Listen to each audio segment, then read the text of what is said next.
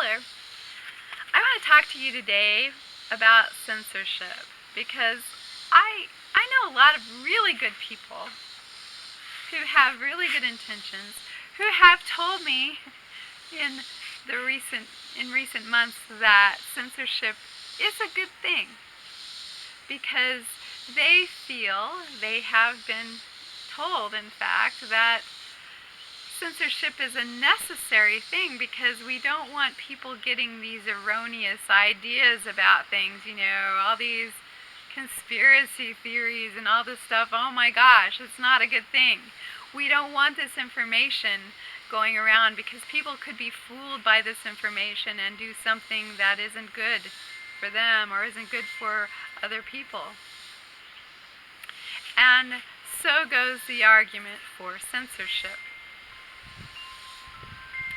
But let's just take a look at the nature of what is going on now. We have all these people with different views, and they're all arguing and saying, no, this is right, no, this is right, no, this is right. No, you can't say that because that's not right. So just let's reduce this to say we've got two people and they're arguing. All right?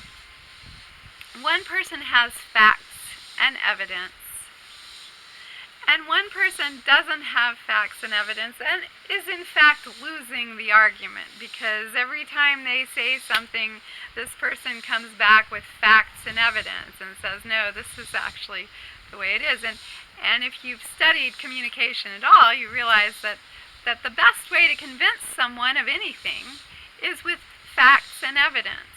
So we have some people saying, well, we have the facts, but we don't need to share them with you. Just do what we say because we're right.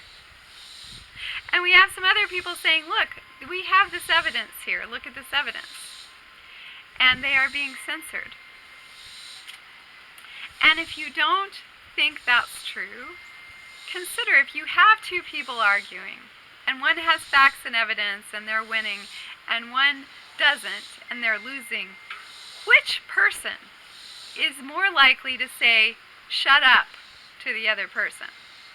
The person who's winning the argument with facts and evidence on their side, or the person who's losing the argument?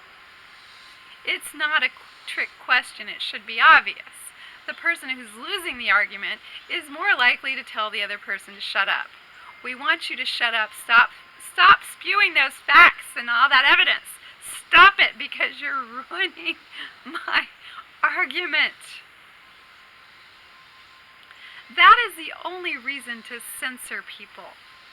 If you have a bunch of lunatic people on the lunatic fringe shouting crazy things, it is not a real threat to anyone. It's not.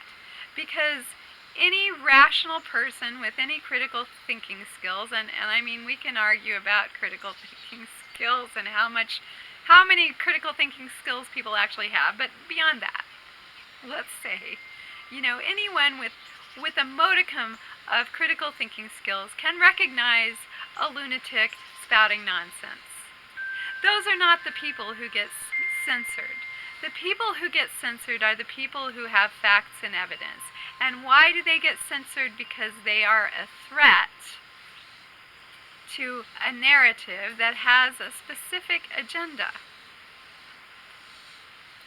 So, censorship has no place in a free society.